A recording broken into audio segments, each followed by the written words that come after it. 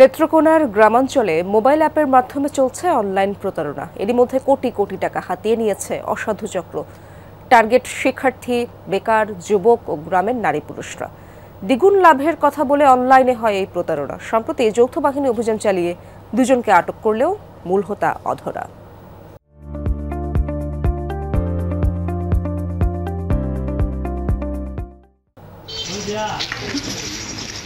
বর্তমান সময়ে অ্যাপ ছাড়া মোবাইল কল্পনা করাই দায়। আর এই সুযোগে সাধারণ মানুষকে লোভ দেখিয়ে বিপুল অঙ্কের টাকা হাতিয়ে নিচ্ছে প্রতারক চক্র। এমন চিত্রের দেখা মিলবে নেত্রকোনা, কেন্দুয়ার বিভিন্ন গ্রামে। গ্রামবাসীর অভিযোগ, অনলাইনে ডলার বিনিয়োগের প্রলোভন দেখিয়ে 2 ইউনিয়নের কয়েক হাজার শিক্ষার্থী ও বেকার যুবককে প্রতারণার ফাঁদে ফেলেছে মাহমুদুল হাসান নামের একজন। ট্রেজার এনএফটি নামে একটা অ্যাপ্লিকেশন নিয়ে আসে, যার নাম হচ্ছে সৈকত। তার বাড়ি হচ্ছে আমাদের অত্র ইউনিয়নের চান্দপাড়া গ্রামে। সে বিজিবিতে চাকরিরত অবস্থায় সেই অ্যাপসটার সাথে সে পরিচয় হয়। 12,000 টাকা বললে 1 মাস পরে 24,000 টাকা পাওয়া যায়। তাদের সাথে আমিও যোগ দিছি, বলছি তাহলে আমিও একটা খুলবো। একটা জায়গাতে আমি 2টা খুলছি। 50-60 নারী পুরুষ সম্মিলিতভাবে এই অনলাইন এর পিছনে প্রতারিত হয়েছে। 100 টাকা বললে একদিন পরে আরো এই 50 টাকা 70 টাকা এইভাবে প্রফিট প্রতিদিনই দিত আর কি। এখন সে হইলো যে আমাদেরকে উইডো দেয় না।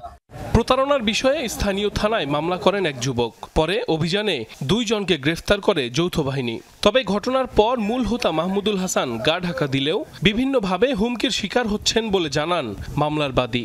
আমার বিভিন্ন মাধ্যম থেকে আর কি আমার হুমকি দেওয়া হইতাছে, আমার গুম করে ফেলবে, জখম করে ফেলবে। সরকারের কাছে আমার এটাই দাবি যে আমরা যে ভুক্তভোগী কয়েক কোটি টাকা আমাদের কাছ থেকে আত্মসাৎ করছে, আমাদেরই আমাদের লাভ দেওয়ার কথা যে বলে নিছে, আমাদের লাভ দিতে হবে না, আমাদের আসল টাকাটা ফেরত দেও।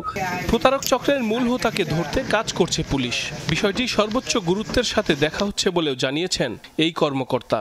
দুজনকে আমরা অ্যারেস্ট করতে সক্ষম হয়েছি, এটার সাথে জড়িত যারা আছে তাদের কাছে যে ইলেকট্রনিক ডিভাইসগুলো আমরা পেয়েছি, ইলেকট্রনিক ডিভাইস আমরা চেক করছি, পরীক্ষা করছি এবং এর সাথে কারা জড়িত আছে আমরা খুঁজে বের করার চেষ্টা করছি।